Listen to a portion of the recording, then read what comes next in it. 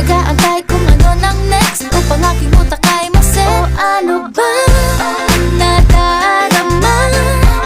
Huwag nang paligoy-ligoy-ligoy, paligoy-ligoy pa. Pwede ba?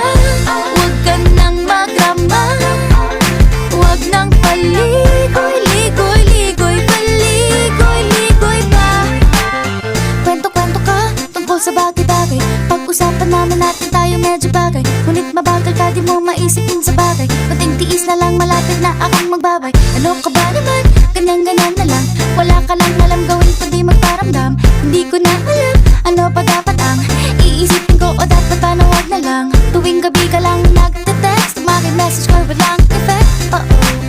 Nag-aantay